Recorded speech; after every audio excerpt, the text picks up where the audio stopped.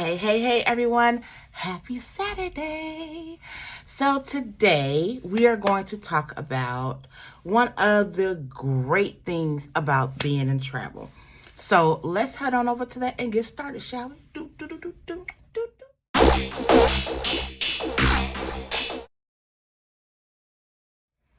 Okay, everybody, thank you so much for joining. It is Saturday, April 16th, 2022.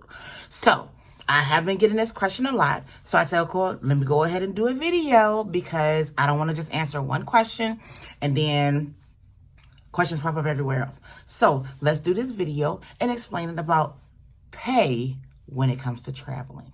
Okay, so now, a lot of you think that, oh, yeah, the pay is good, but what is it? Now, I will tell you this. Some agencies, they go by your experience.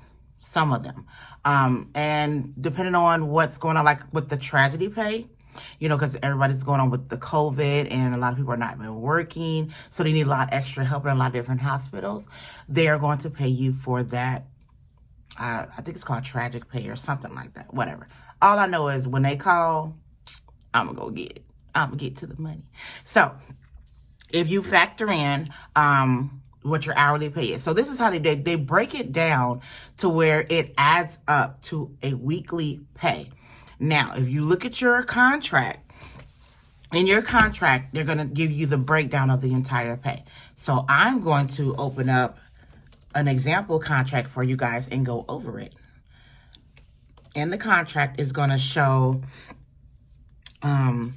what your hourly rate is, what your callback rate is, what your per diem is, and your... that's a good question, right? Let's look it up. I'm waiting for it to pull up, y'all. But those factors are going to go into your weekly pay. So they're going to add up to your weekly pay. And, your food and lodging. There it is. So, I knew it was coming up. Well, your housing. So, if you choose to do your own lodging, then of course, it's going to be more in your pocket.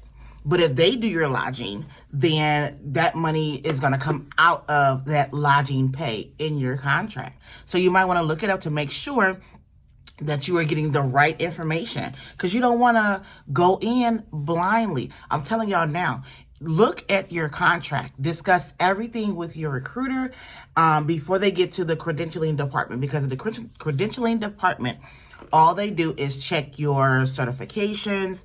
They check to make sure you are in compliance with everything that the client needs. So you may look at your contract and it say, just throwing out an example, let's say it's $12 an hour. Don't just base it off of the hourly rate, because where you're going to get the bulk of your money from when you're traveling is from your per diem and your housing.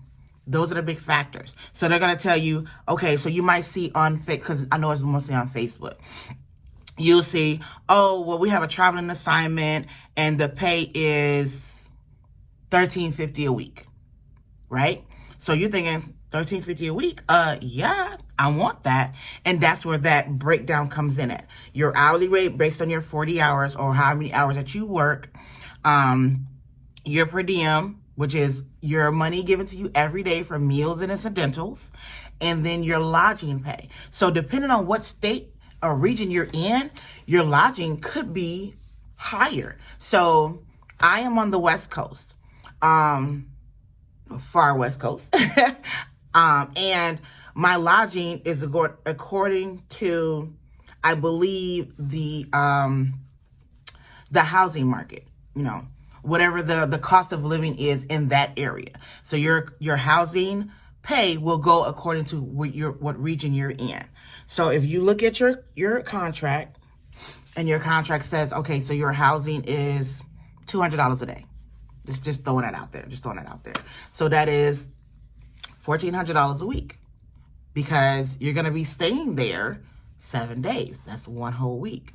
So they're going to base it off of that, because you're not going to be staying at your hotel, at your room, or your Airbnb, wherever you are, only for that week. You're going to be there until the remainder of your contract is up. So they pay you per day for your lodging. So you will look at that. Okay, so well, let's go to 100, make it easier. So your lodging is $100 a day. So, that's $700 a week. And then your hourly rate, and then your meals and incidentals, M&I. Your M&I could be $50 a day, right?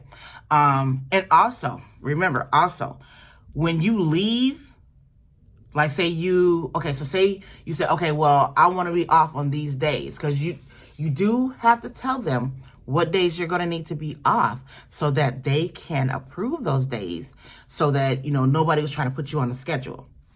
Now, keep in mind, when you request days off and they are approved, because they are going to be approved because you tell them in advance, you will not get paid your per diem for those days. Okay? Because you're officially not working there, and you're not there. And also your housing won't get paid for those days. So remember that. So that means that your paycheck is going to be a little bit lower, depending on whatever your housing per day is and what your M&I, your meals and incidentals, is. And of course, your hourly rate only goes by the hours that you actually work. So keep in mind that when you're looking at a lot of these agencies and they're telling you what the weekly pay is, remember your weekly pay is broken up in your hourly rate, your M&I, and your housing. That's how they calculate your weekly pay. And your pay is not based on taxes. Okay? Wait. Yes, I'm correct. Your pay is not based on taxes. So you'll be paying your own taxes. So remember that. Unless they do it whereas they break everything down and do your taxes for you. Make sure whatever agency that you're with, you ask these questions, because you want to prepare yourself for later on down the line when you have to pay taxes. So remember, your hourly rates, meals and incidentals, or M&I, and your housing. Okay? This makes up the bulk of what your weekly pay will be. And this is just a guesstimate, because if you are doing a lot of tragic pays, or I can't remember exactly what it's called, because when they call, I just go, whatever. Especially if it's right. They pay you more, but they only pay you more for a certain amount of time because of whatever the contract is. Now, you can get overtime. Okay, so this is when your pay will change. Depending on where you are and how much help they really, really, really need, you can get overtime. All you have to do is talk to whoever your supervisor or manager is that you work under at the facility that you're at, and you ask them, am I able to get overtime? Am I able to work extra? Do you need more help? Because they will tell you. Now, one of the facilities I went to, all of their people, now mind you, I'm working with them to help them. All of their people always called off. Always. Every week, we had at least 3 to 4 people call off on the shift that I was working on. One day, I worked at a facility whereas I was the only phlebotomist running 4 floors. Yeah, I was the only phlebotomist on that shift running 4 floors. So when I came in and I found this out, I was like, okay, no problem. So I'm gonna tell you like this. If there are stats that need to be done, if the nurse can collect them, tell them I need them to do that. Because if I'm off drawing another patient on a whole different floor, on a whole different wing, I can't get to the stats as quick as they want me to. Now, if I'm already on that floor, totally different. I can go get the stats. But I was the only phlebotomist. And I'm telling you guys, this was just like so weird to me. For the first half of my shift, I was the only phlebotomist. One of my, when I notified my agency that I was the only phlebotomist on this shift, they asked one of the other young ladies that was also with the agency I was with if she would come in earlier, because she worked the night shift, the overnight shift. So, and I worked at 10 to 11. I mean, 2 to 11. I worked 2 to 11. So she came in at about, I think, 10, 9:30, something like that. But for majority of my shift, I was the only phlebotomist. And although I was the only phlebotomist. It wasn't as much as I thought it was going to be. So I was able to get majority of the stats that had popped up. And I was able to complete a lot of the draws that needed to be done within a certain time period. Because yes, I can pat myself. Because I am that darn good. Okay? But when they have you call back. So, excuse me. They will, like the young lady that had to come and help me or whatever, she did get overtime because, of course, she came in like 2 to 3 hours earlier than she normally would for her shift. I believe she left early the next morning just to, balance it out for her. But if you were to leave that day and then it will call you back in, that's callback pay. And you get callback pay. So this is why I tell you guys to make sure you look into your contracts, because callback pay is more per hour. And you are able to get more money per hour if they call you back to come back to work. Yeah, like that.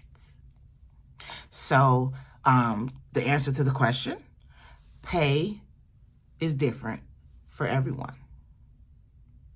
I was on an assignment at one time when this young lady told me when she was getting paid. And I was like, oh, okay. And she's like, are you getting paid the same? No, I'm not. I got paid at least $300-400 more than she was getting paid.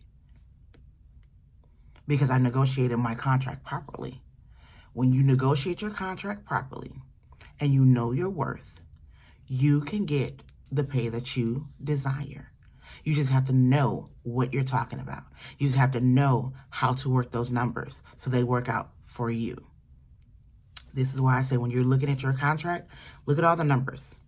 Look at everything that they're calculating. Because if you don't pay attention to what they're calculating, you will miss out on your own money. And you don't want to miss out on anything. You want to make sure you get every dollar that you deserve. Because remember, you are leaving the comforts of your home to travel to wherever you're going. And you're away from your home. So you're away from the comforts of your own life to be somewhere totally different. And sometimes I've seen one girl out, she was on the other side of the country. So, just pay attention to your contract. Read through everything. Question everything. Question everything. Question it. Because you don't want any pop-ups later on. Okay? So, remember to look at your hourly rate, your callback rate, your per diem, your M&I, your housing, to get the total weekly amount that you are getting. So you know for a fact you're getting what was proposed to you in the beginning or what you agreed upon.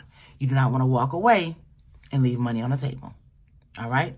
Now, don't say Miss Willa didn't tell you now, because I'm telling you now. Question everything with regarding to your pay and your contract. All right. Thank you guys for tuning in. I'll see you on the next video. Travel safe.